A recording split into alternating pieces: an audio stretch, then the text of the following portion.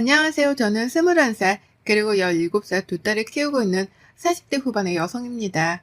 글을 써본 게 정말 오래되어서 사연을 보내려 하니 글 쓰는 걱정부터 되더라고요. 그래도 내 주변 내 사람의 일이다 라고 생각하며 너그럽게 봐주시기 바랍니다. 제가 곧 나이도 신이 되고 오래 산 건 아니지만 나름 힘들다고 하는 젊었던 시기도 겪어보며 여기까지 온 사람입니다. 가난한 시골에서 태어나 가난한 집안에서 부모님을 거두려는 장녀의 역할도 오래도록 해봤었고요. 공부의 끈을 놓지 않고 대학에 들어갔지만 다가온 현실에 부딪히며 또 돈을 벌고 고생을 하며 겨우 졸업을 해본 경험도 있습니다. 반에서 1, 2등 한다는 애가 소풍 갈 적에 도시락을 싸가지 못해서 혼자 구석에 숨어 있다가 선생님의 도시락을 빌려 먹어본 적도 있었고요. 지금에 와서 생각을 해보면 눈물 몇 방울쯤은 우습게 찔끔거릴 정도로 힘들었던 시절이 분명히 있었어요. 그래서였는지 결혼하고 지금에 주어진 저의 삶에는 누구보다 감사해하며 살고 있답니다.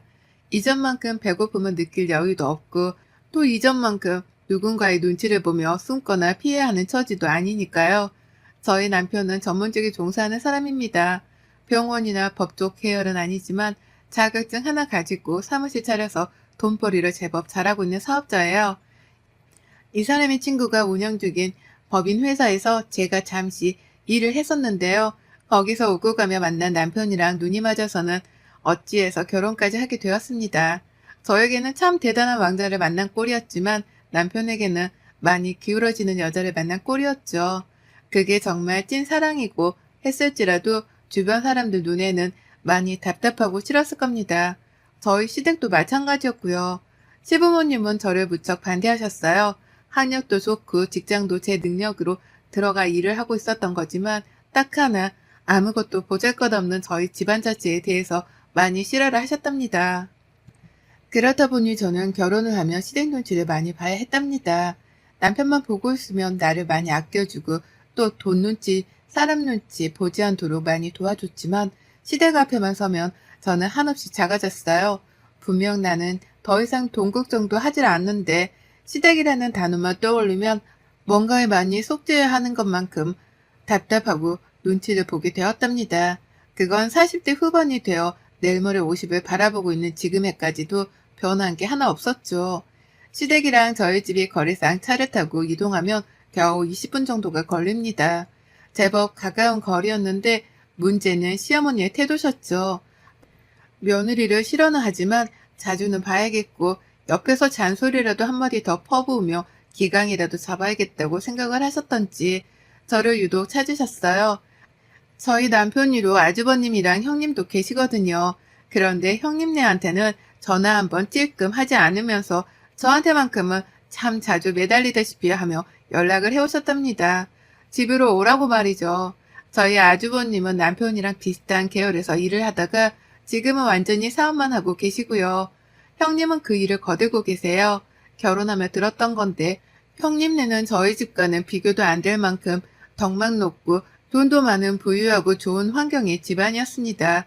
듣기만 해도 시부모님께서 정말 좋아라 하겠구나 라는 걸 지레짐작할 수 있었을 정도였습니다. 그리고 그 예감은 적중했어요. 결혼을 하고 나서 보니 시부모님, 특히 시어머니가 형님 눈치를 그렇게 보더라고요. 제가 시어머니 눈치를 보는 것 마냥 시어머니도 형님 눈치를 보는 겁니다. 그냥 명절에 며느리한테 전화를 한 번 하는 것마저도 해도 될까 하는 고민을 몇 번이나 하고요. 형님께 전화를 거는 정도였습니다. 저한테는 그냥 생각나는 대로 밤이든 새벽이든 전화를 해대는 분이 말입니다. 다 같이 모이더라도 당연하다는 듯이 저에게는 심부름을 시키면서 형님께는 단 한 번도 뭘 부탁하신 적이 없었어요. 물 한 잔조차 형님 앞에서는 직접 일어나 떠마시거나 굳이 멀리 있는 저를 불러내 떠오라고 시키시곤 하셨죠. 그렇다 보니 어느새 저희 관계는 참 우스워졌습니다. 갑 중에 갑이 형님이셨고요. 그 아래에 시어머니, 그리고 그 가장 밑바닥에 제가 있었죠. 형님도 저를 부려먹는 시어머니의 태도가 익숙하셨던지 어느새부턴가 저에게까지 심부름을 시켜대며 시모 노릇을 하려고 들었어요. 어느새부턴가 수저 하나 놓는 것도 저한테 하라고 시켜대더라고요. 시어머니는 그걸 보며 또 가만히 계시다 잔소리로 더 거들었습니다. 제가 그 사이에 딸들도 둘을 낳았는데 아이들이 어릴 땐 몰랐습니다. 그런데 아이들이 커서 말귀를 알아듣기 시작하고 나니 서서히 걱정되더라고요.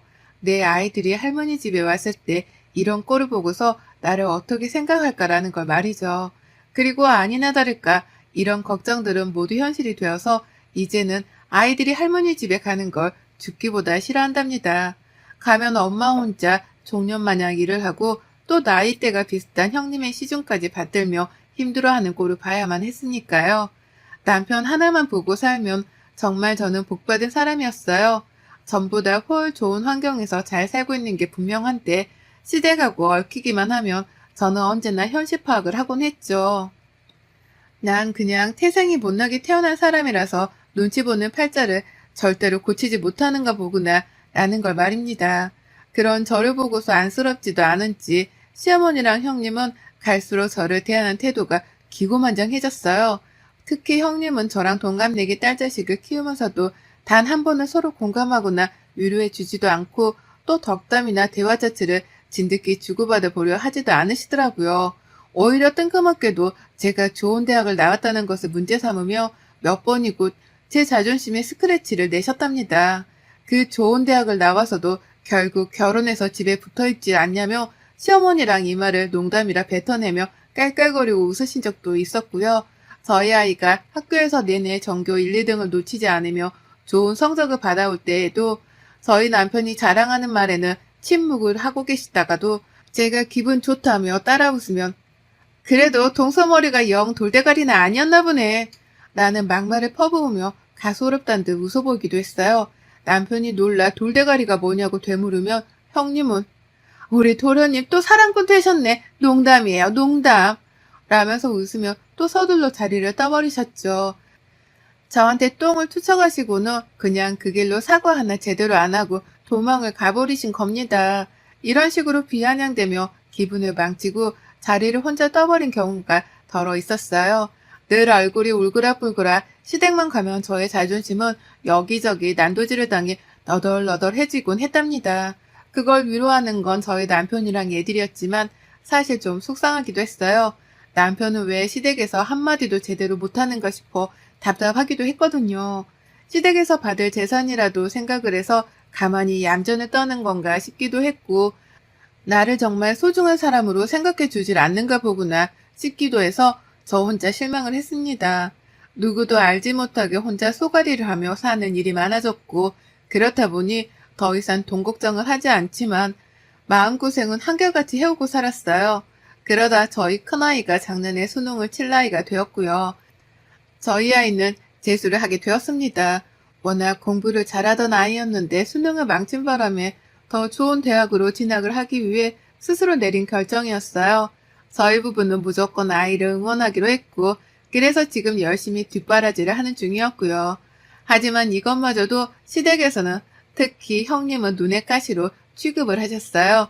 그냥 뭐가 다 마음에 들지 않으셨던 거죠. 형님의 아이도 저희 아이랑 동갑이고 같이 수능을 쳤는데 이번에 대학을 갔거든요. 서울 안에 있는 하위권 대학에 말이죠.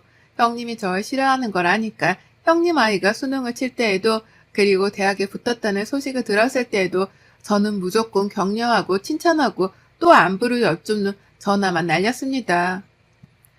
물론 형님은 저희 아이한테 그 어떠한 응원의 말씀도 해주려 하신 적이 없었으나 전 그냥 자식이 수험생이니 형님도 얼마나 떨리실까 싶은 마음에 아이한테 응원을 전해달라며 격려의 전화는 남겼죠. 초콜릿이나 수능 선물도 직접 사다가 보내줬고요. 그렇게 진 수능이었고 형님 딸아이는 대학에 합격을 했는데요.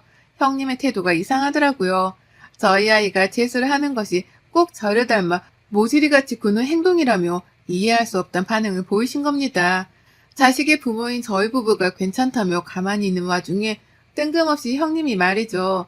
더 좋은 대학을 가려는 것 자체가 욕심이고 또 재수를 하게 한 제가 생각이 짧았다며 그 말을 시댁에서 시어머니를 앞에 두고서는 한참이나 중얼중얼 거리시더라고요. 공부를 잘하는 줄 알았는데 알고 보니 좋은 대학에 한 방에 붙을 만한 성적은 아니었다면서 그간에 그렇게 공부를 잘한다는 말만 늘어놓더니만 재수가 뭐야 재수야. 어머님 저 진짜 깜짝 놀랐잖아요. 라고 말씀을 하셨죠. 가뜩이나 우리 아이가 힘들까 싶어 걱정도 되고 미안함이 큰데 저를 앞에 세워두고 이런 소리를 주고받다니 전 정말 충격이었습니다. 그런데도 형님은 충격받은 제 얼굴이 안중에도 없었는지 막말을 계속해서 뱉었죠. 다음에 만나도 또 그 다음에 봐도 늘 재수하는 아이는 잘 있냐는 말과 함께 자신은 절대로 자식에게 재수를 안 시킬 거라는 비교하는 말을 내려놓으셨답니다. 우리 아이가 정말로 좋은 대학에 합격을 할까 싶어 불안하기라도 하셨던지 좋은 대학에 간다고 쳐도 재수를 한다고 낭비한 그 1년을 누가 보상해 주는데 난 진짜 도서가 이해 안 가. 라는 말로 나중을 대비한 쐐기를 박아놓기도 하셨고요. 저희 아이가 계속해서 모의고사에서 좋은 성적을 거두고 있었거든요. 남편이 철부지마냥 시어머니 앞에서 아이 칭찬 좀 해달라며 말을 꺼냈더니만 그걸 가지고서 형님이 또 시비를 거신 것이었어요. 하여간 부딪혀봤자 좋은 소리를 듣지 못했고 그래서 우리 사이의 거리는 절대로 좁혀지지 않았답니다. 저도 힘들게 공부하는 우리 아이 흉까지 보기 시작한 형님을 슬슬 용서하지 못하기 시작했고요. 그러다 이번 추석 저에게는 악몽과도 같은 시간이었습니다. 저희 집안에서 추석에 시댁부터 가는 건 당연했는지라 당연스레 시댁부터 찾았어요. 갔더니만 형님네가 먼저 계셨고 형님의 애들도 다 와 있더라고요. 아니나 다를까 자리에서 일어나 제대로 인사다운 인사도 하질 않은 채 앉아만 계시던 형님. 시작부터 기운이 껄끄러웠습니다. 늘 당해왔던 일임에도 불구하고 왠지 이번만큼은 느껴지는 분노가 꽤나 컸죠. 속으로 한숨을 팍 쉬면서 집안 눈치를 또 살피는데 어머님이 바로 부엌으로다가 저를 부르시더라고요. 가보니 명절 제사를 지낸다며 시어머니가 준비해 놓은 식재료가 한가득이었고요. 어머님은 당장이라도 요리를 하고 싶었으나 형님을 부르기는 눈치가 보였었던지 기다리다 제가 도착을 하자마자 저를 불러선 부엌에서 요리를 시작하셨습니다. 그렇게 저는 시댁에 도착을 하자마자 일을 했고 명절 요리를 다 끝내고 난 후 잠깐 쉬는 타이밍에 소파 끄트머리에 앉아있던 남편 옆에 앉았어요. 거실 한복판에 앉자니 형님이 자리를 차지하고 계셔서 살짝 불편했거든요. 그런데 형님이 고개를 돌려가면서 저를 찾더니만 거실 한복판에 앉으라며 저를 부르는 게 아니겠어요? 참고로 형님 나이는 쉰입니다. 나이가 반 100살인 어른이라고요. 진드역히 나이를 먹은 만큼 먹은 양반이 저를 거실 한복판에 앉으라며 불러 세워서는 TV까지 딱 꺼버리는 게 아니겠어요? 온 가족들이 다 보고 있던 TV를 꺼버렸으니 그 모든 시선들은 당연히 저랑 형님 두 사람에게로 향했답니다. 형님은 모든 시선이 우리에게로 향하자 그제서야 우리 수연이가 재수 공부하느라고 힘들 텐데 라는 말과 함께 TV 선반 옆에 있던 자기 핸드백을 직접 들고 오더라고요. 전 순간 기대를 했어요. 설마 재수하는 우리 아이한테 줄 선물이라도 준비를 해오신 건가 싶었거든요. 안 그럼 뜬금없이 TV를 보다 말고 그걸 꺼버리고서는 우리 아이 이름을 언급하며 가방을 들고 올 이유가 없었습니다. 그러니 전 남들이 그렇듯이 당연하게 선물을 기대했어요. 그럴 사람이 아니라는 걸 잘 알았지만 그 순간만큼은 분위기가 딱 그랬습니다.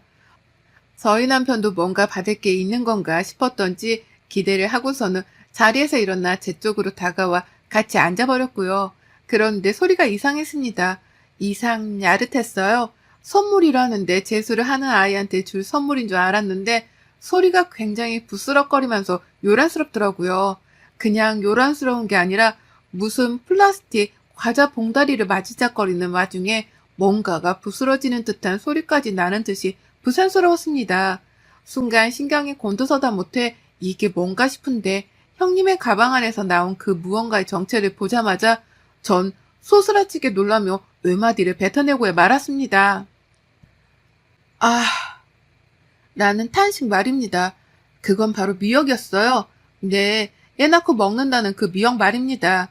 시험을 앞둔 수험생에게는 미끄러진다는 속성 때문에 선물 중에서는 최악으로 꼽힌다는 그 미역 말이죠. 어린애가 미역국을 뜬금없이 먹을 것도 아니었고 그렇다고 미역을 특히나 좋아하는 애도 아니었는데요. 하고 많은 선물들 중에서 미역을 골라와 선물로 주려고 했다는 그 사실에 저는 진짜 생각할수록 경악을 금치 못했답니다.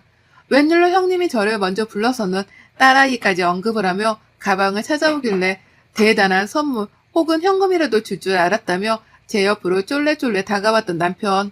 하지만 형님 가방 안에서 미역이 나오는 걸 본 순간 제가 내뱉은 탄식에 이어 남편도 바로 참! 이라는 허무하단 한숨소리를 쏟아내며 당황히 어쩔 줄을 몰라 했죠. 그 순간만큼은 저희 부부가 모두 다 딸의 편이 되어서 이러한 무례를 범한 형님의 태도에 순간적으로 화가 차올랐네요. 공부한다고 가뜩이나 힘들어하는 아이인데 이게 무슨 역 같은 경우냐 싶었던 거였죠. 그리고 그제서야 알았습니다. 형님이 눈치 없는 척을 하면서 우리 토름님도 기대를 했나 보네. 내가 수연이 주려고 챙겨온 건데. 라는 말과 함께 가방 속 미역을 완전히 꺼내다가는 제 앞에 놓아주셨거든요. 근데 그걸 자세히 보니까 먹던 미역이더라고요. 색을 사왔어도 잘했다고 칭찬을 해줄까 말까 하는 와중이었는데 자신이 집에서 먹다 남았던 미역을 그 인공 포장지 안에 그대로 담아서는 가방 안에 꾸겨 넣어서 들고 온 겁니다. 뒤에서 시어머니란 사람은 그걸 보고 피식거리며 웃기까지 하고 있었고요. 순간 이 사람들이 괴물들인 줄 알았어요. 본인도 얼마 전 수험생의 엄마여서 미역이 선물로는 최악이라는 걸 잘 알고 있었을 텐데도 일부러 저에게 엿을 먹이겠다고 굳이 재수하는 딸까지 건드려 열불이 나게 한 것이었죠. 그러니 남편도 이것만큼은 더 이상 참기 힘들다 싶었던지 이걸 공부하는 애들 중에서 누가 먹는데요? 참 형수님도 라면서 형님을 향해 분노의 레이저를 쏘아대기 시작했습니다. 그리고 저는 이때다 싶어 남편의 행동에 불을 끼얹었죠. 그간에 저 무시하고 까내리고 했던 것들 다 괜찮아요. 뭐 원래 인성이 그 정도밖에 안 되시는 분이시구나 싶어서 제가 그간 참고는 살았습니다. 근데 이건 아니죠. 지금도 독서실 가서 힘들게 공부하고 있는 애가 무슨 잘못이 있다고 이런 추태를 벌이세요? 라고 형님께 쏘아 물었어요. 웃음기 하나 없이 살기 가득한 표정으로 말이죠. 남편도 제가 한 말에 가슴이 아프고 감동이었던지 딸을 지켜보겠다며 자리에서 벌떡 일어나 당장 그 미역을 쓰레기통에 가져다 버렸고요. 그러자 형님은 아주 당황을 하며 말씀하셨어요.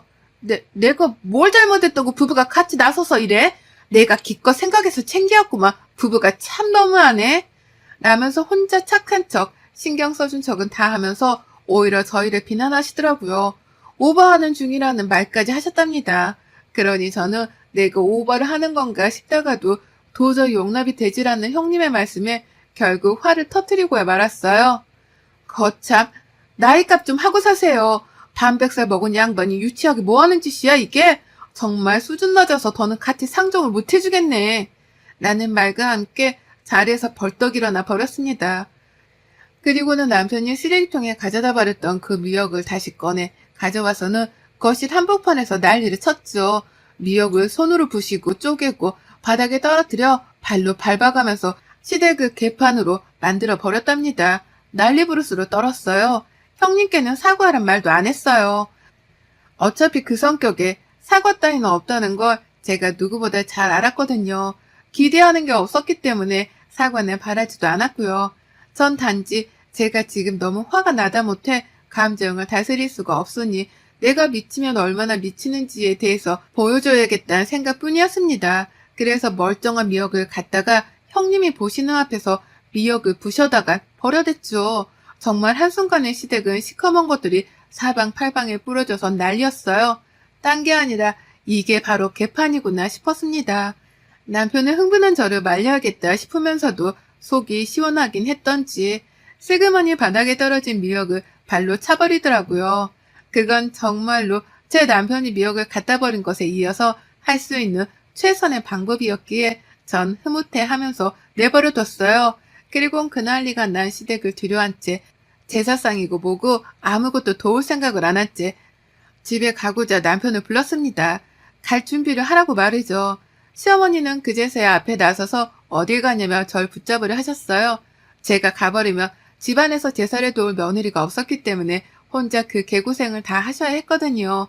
그게 겁이 났던지 제가 가면 안 된다는 걸 아시고는 어떻게든 붙잡으려 하셨는데요. 전 그런 어머님을 뿌리치고선 급기야 다시는 시댁에 찾아오질 않을 테니 알아서들 친목 다지며 잘 지내라는 말을 통보해 버렸답니다. 둘째 며느리는 이제 없는 취급하고 사셔도 된다고 하면서 말이죠. 그 순간 시어머니의 눈동자가 흔들리는 게 보였습니다. 저를 자꾸만 힘들게 하면 이런 상황이 올 거라는 걸 예상하지 못했던 건지 놀라다 못해 충격을 받은 표정이시더라고요. 하지만 상관없었어요. 아무 미련 따위도 남지 않은 시댁이었습니다. 저런 통보를 하자마자 뒤도 돌아보지 않고서 집을 나와버렸어요. 이제는 다시 안 찾아봐도 된다는 생각에 괜시리 속이 시원해 하늘을 한번 올려다 봤고요. 뒤따라 차키를 들고 온 남편은 저를 집까지 바래다 주고선 다시 시댁으로 돌아갔습니다. 제사를 지내긴 지내야 하는데 와이프한테 같이 있어달란 말은 차마 못하겠었다고 하더라고요. 그래서 집으로 바래다 주기로 했다고 말이죠. 또 그와 동시에 남편은 말했습니다. 잘했어. 오늘 정말 잘했어. 그 난리를 피웠으니 다신 형수님도 말을 함부로 못하실 거야. 당신은 그냥 오늘 당신이 한 말만 잘 지켜. 절연하고 다신 우리 집이랑 얽히지 마. 라고요. 제가 절연하겠다고 한 것에 동의를 해준 거예요.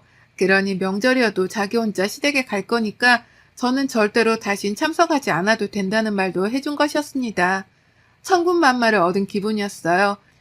기분이 째져라 좋았답니다. 그 말을 듣자마자 핸드폰도 바꾸기로 결심했고 다시는 정말 다신 죽을 때까지 시댁의 시작 것들은 그 누구하고도 얼굴 보고 살지 않기로 하늘에 맹세했답니다. 그리고 저는 결혼하고 처음으로 명절에 2다리 뻗고 누워보고 배달 음식이란 걸 시켜 먹으며 그 어느 때보다 행복하고 여유로운 명절을 보냈답니다. 내 딸들이랑 둘도 없이 좋은 시간을 보내서 후회도 없고 미련도 없네요. 그리고 전 앞으로도 다가올 모든 명절들을 이렇게 휴가로 여기며 살 겁니다. 형님의 재수 옴붙은 행동 덕분에 결국 절연 선언을 하고 자유를 찾았네요. 여러분의 생각은 댓글로 남겨주세요. 오늘도 시청해주셔서 정말 감사합니다.